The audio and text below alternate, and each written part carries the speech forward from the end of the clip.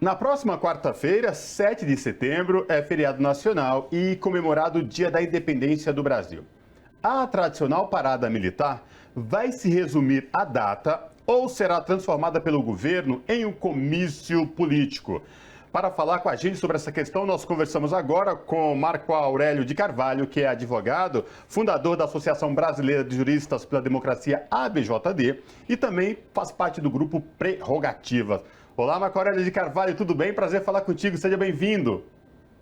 Olá, é um prazer enorme para mim, uma alegria, enfim, estar aqui ao lado de vocês para refletir sempre sobre questões muito relevantes, né? Prazer e uma alegria em nome do Grupo Prerrogativas. Maravilha, prazer é nosso. E eu já quero repercutindo contigo essa questão do 7 de setembro. Vem sendo especulada ao longo de um tempo aí uma possível transformação deste ato, que é o 7 de setembro, a parada militar, que tradicionalmente acontece em Brasília e na Presidente Vargas, no Rio de Janeiro, de ser usada pelo presidente Bolsonaro como um ato político.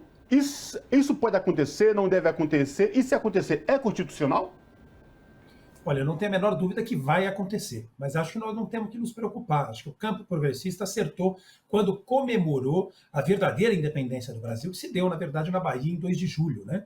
Então, nós não estaremos nas ruas na perspectiva de, enfim, promover confrontos com os nossos adversários políticos. Ao contrário, nós vamos evitar esse tipo de coisa porque nós, enfim, perdemos e ganhamos eleições com um debate de ideias, de propostas, de legados, sempre de uma forma, digamos, muito tolerante e de uma forma singular, enfim, que é uma característica do campo progressista, né? Debater ideias e construir pontes, né?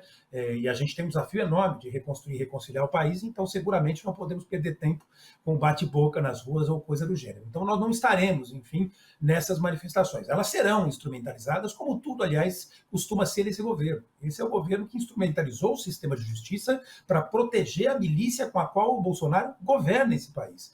Esse é o governo que vergonhosamente colocou na Procuradoria-Geral da República uma espécie de novo engavetador geral, alguém que tem blindado Bolsonaro e a família Bolsonaro, enfim, em relação a constrangimentos que poderiam advir de investigações necessárias sobre diversos temas. Esse é o governo que instrumentalizou a Polícia Federal e colocou, na verdade, superintendentes e diretores gerais afinados com esse pensamento de uma polícia que é muito mais uma polícia de governo do que uma polícia de Estado, né? Que não tratou com republicanismo as instituições, que investiu, enfim, né, no ataque aos poderes, criando um ambiente de desarmonia, né, e que afetou, inclusive, a independência, né, do Executivo, Legislativo e Judiciário, no papel que a Constituição designou para cada qual, né?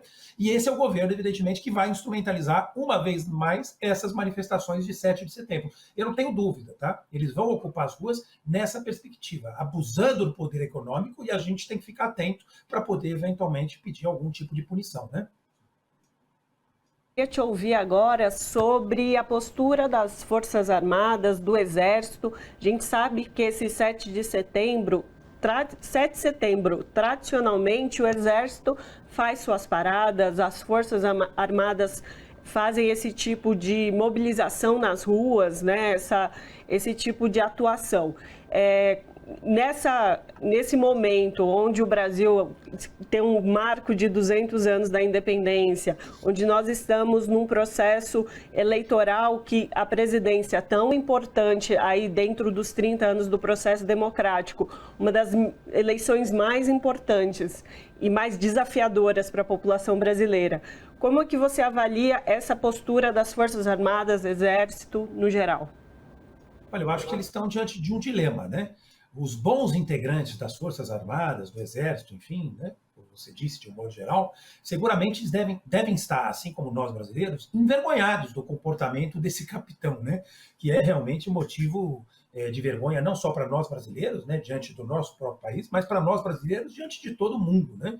Uma liderança que não foi capaz de enfrentar e erradicar a fome, que não foi capaz de se sensibilizar com a morte de quase 700 mil brasileiros, que foram vítimas diretas das ações e omissões criminosas desse governo durante esse período triste, enfim, da pandemia. São 700 mil vidas interrompidas, 700 mil ausências sofridas, enfim, realmente esse governo tem responsabilidade direta e sujou as mãos de sangue. Mas quero crer que as Forças Armadas, de um modo geral, como instituição, não compactuam com esses abusos. Infelizmente, esse governo se milicializou e se militarizou. É bem verdade que 6 mil militares estão, enfim, em funções públicas, acumulando recursos, inclusive vencimentos que às vezes são maiores até do que o teto constitucional, né? É o que é uma grande farra, uma grande vergonha. Mas não são, evidentemente, o conjunto de todas as Forças Armadas, né? Eu acho que na cúpula e na base tem gente muito séria, muito preocupada. Espero que essa turma, enfim, haja internamente para evitar que as Forças Armadas sejam achincalhadas por um presidente que não merece sentar na cadeira que atualmente ocupa, né? Quero crer que as Forças Armadas não têm inteligência de fazer isso. Elas têm, na verdade, uma reparação histórica ainda para promover, né, nos períodos tenebrosos dos chamados anos de chumbo, estão se recuperando, enfim, com muita dificuldade desse período triste da sua história, e agora não podem se enfiar numa nova confusão, né? Tem que reconhecer, inclusive, que foram os governos democráticos e populares que equiparam as Forças Armadas e que deram uma dimensão diferenciada para elas, né? Então, eu acho que pode ser ingenuidade, mas quero crer que a cúpula e a base, né, uma parte importante da base, não compactuam com esse governo vergonhoso, né? Aliás, Marco Aurélio, ao longo da semana, das últimas 2 semanas, por exemplo, várias notícias dando conta de que o alto comando das Forças Armadas não estava contente com toda essa jogatina de querer transformar a parada militar em jogatina política, nessa questão que envolvendo as eleições especificamente, e ela vem se tomando conta. Inclusive, na última sexta-feira, na última quinta-feira, aliás, o governo do DF, por exemplo, já proibiu caminhões, né, na esplanada dos ministérios em frente ao STF, já por conta prevendo essas coisas aí de transformarem essa questão do 7 de setembro em um ato político. Lembrando, inclusive, do que aconteceu anteriormente, lá quando tentaram invadir a esplanada, o STF, ou seja, as instituições começaram a funcionar de fato, algo que tudo indica, né? Não tem a menor dúvida, começaram a funcionar. Nós estamos, enfim, num regime democrático, num Estado de Direito, uma democracia que tem, enfim, proporções continentais, né? 220 milhões de brasileiros distribuídos em 8 milhões e 500 mil quilômetros quadrados, e o mundo está nos observando, né? As instituições estão funcionando.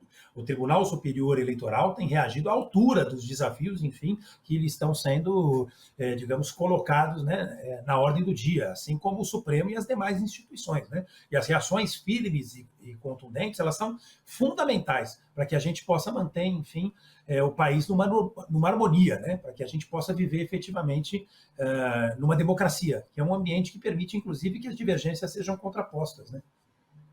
Marco Aurélio, então, a gente tem esse momento do 7 de setembro, em seguida, menos de 30 dias depois, a gente tem o primeiro turno de uma das eleições mais importantes, como eu já falei, né? A análise de muitos analistas políticos, não é uma fala nossa aqui, mas é o que já vem se lendo deste ano de eleições. O que pode revelar ali para o dia 2 de outubro, desse momento do 7 de setembro? O que você avalia que pode, dessa mobilização que vai para as ruas, repercutir no dia do pleito? Olha, essa é uma eleição que vai ser definida pela rejeição. É a votação daquilo que eu não quero, né? Para nós, do campo progressista, evidentemente, é o exato oposto. É aquilo que eu quero. Eu quero um Brasil reconstruído e reconciliado. Por isso, evidentemente, eu tenho meu candidato com muito orgulho e com muito amor. Mas nós, na verdade, podemos dizer o que a gente não quer. E a sociedade, de um modo geral, vai dizer que não quer alguém que afete de forma, digamos, decisiva a independência e a harmonia dos poderes, que coloque em xeque o regime democrático. Se houver radicalização nessa comemoração, enfim, do 2 de setembro, evidentemente, do 7 de setembro, evidentemente isso vai repercutir nas eleições. Isso vai, de alguma forma, intensificar, agudizar a rejeição do atual ocupante, enfim, da cadeira de presidente da República. Hoje ele ostenta 52% ou 53% de rejeição, né, que é um índice muito significativo, né? Oxalá ele tenha 70%, né? Deveria ter muito mais, né?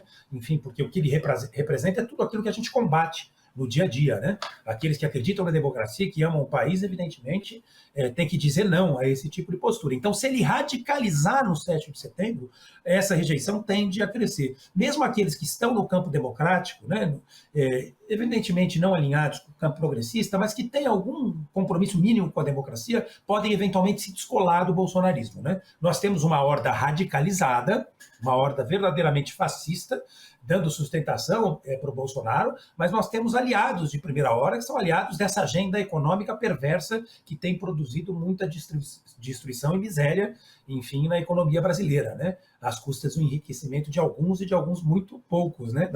Do topo da pirâmide, né? Mas essa turma tem um compromisso mínimo, alguns deles, com a democracia e podem eventualmente se descolar se houver alguma radicalização no 7 de setembro. Inclusive, Marco Aurélio, pesquisas, levantamentos de opinião já vêm dando conta de o quanto a população é contra terrivelmente a tentativas de golpes, a ataques contra as instituições democráticas. 3 últimos levantamentos mostraram isso. A população defende a democracia e é contra, se mostrou terrivelmente contra esses ataques infundados do presidente da República ao STF, ao sistema eleitoral, e não só aqui dentro do Brasil, fora do Brasil também, como União Europeia, até mesmo os Estados Unidos. Enfim, essa narrativa golpista ela vai caindo por terra a cada dia que passa.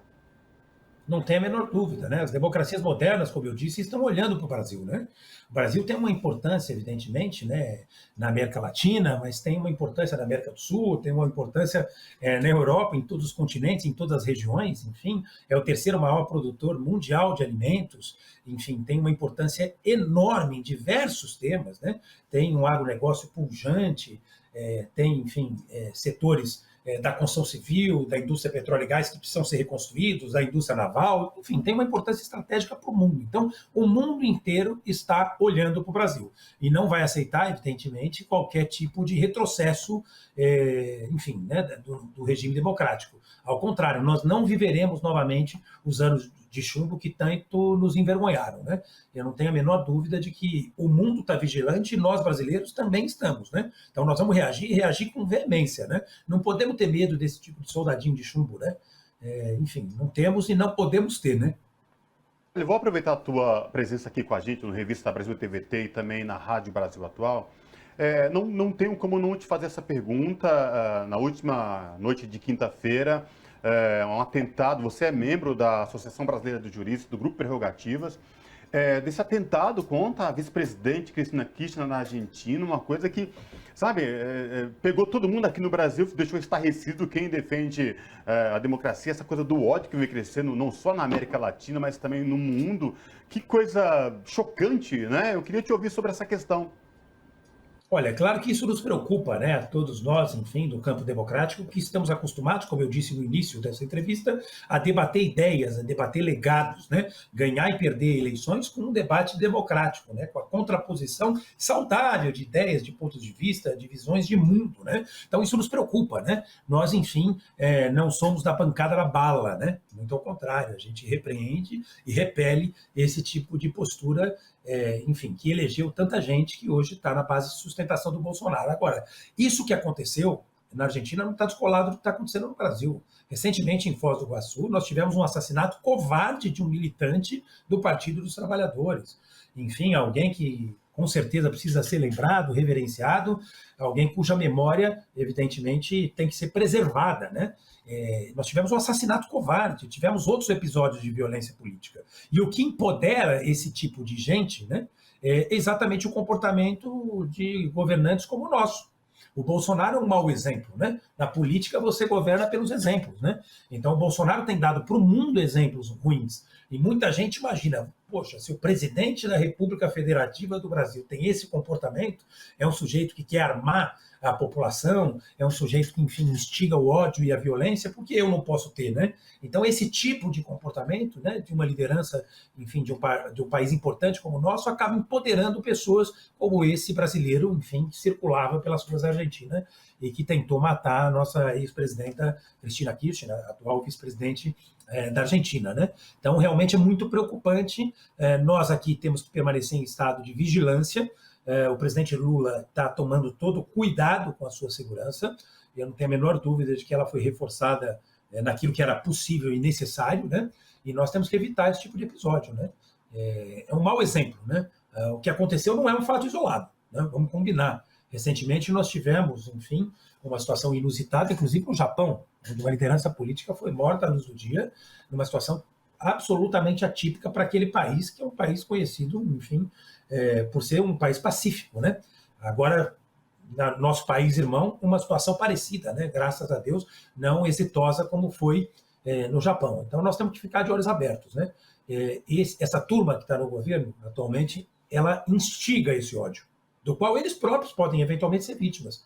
Hoje, os alvos preferenciais somos nós, do campo progressista, né? Nós sabemos disso, mas eles próprios podem ser vítimas de um maluco qualquer. Então, esse ódio que eles destilam, que eles inoculam na sociedade, pode se voltar contra eles, né? Então, se não for por princípio, que seja por inteligência. Vamos voltar ao debate saudável de ideias, né? É isso que a gente espera para um país como o nosso. E, Marco Aurélio, só uma última pergunta. O governo brasileiro trouxe o coração de Dom Pedro I nesse marco dos 200 anos de independência do nosso país.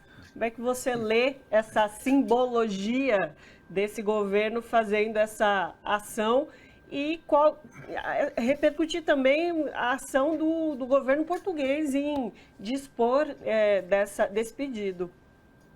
O Portugal é um país irmão, né? Talvez seja o país mais identificado conosco do ponto de vista cultural, do ponto de vista das tradições e tudo mais, né? Cometeu dois equívocos. Cometeu um equívoco parecido na ditadura militar e reproduziu agora. Mandou esse coração em dois momentos difíceis do país. Talvez porque o nosso governante não tenha um batendo no peito, né? Talvez ele precisasse trazer um outro, né? Essa aqui é a grande verdade. É uma situação muito, cá entre nós, muito estranha. Eu diria até que esdrúxula. Talvez o Bolsonaro, no sentimento de patriotismo, tenha pretendido recuperar um pouco da credibilidade e um pouco do apoio que ele vem perdendo, né, de forma sustentável. Vocês bem sabem que ele tem, como eu disse agora há pouco, 52%, 53% de rejeição, o que coloca, na verdade, para ele um teto muito bem definido, que quase inviabiliza a sua reeleição, né, para o bem do país, de todos e todas nós, né? Essa que é a grande verdade, né? Mas é uma situação esdrúxula. Mas eu quero aproveitar para me solidarizar com um colunista que foi covardemente atacado, né? Por conta de uma análise que fez, que vai estar daqui a pouco entre nós aqui no jornal, que merece o nosso reconhecimento, o nosso carinho, o nosso aplauso e o nosso apoio, né? Absolutamente incontido. Quero, portanto, também reverenciar a posição dele e prestar a minha solidariedade em nome do Grupo Prerrogativas. Mas é mais um episódio esdrúxulo desse governo, tentando recuperar a credibilidade, tentando recuperar a popularidade, né? Realmente a gente sabe que o Bolsonaro não tem coração, precisou trazer um de Portugal, né? Mesmo sem bater fora do peito, né? Talvez no sentido figurado ele quisesse dialogar numa outra perspectiva, né? Mas nós que o conhecemos, sabemos bem quem ele é e qual é o tipo de gente, né, que ele representa.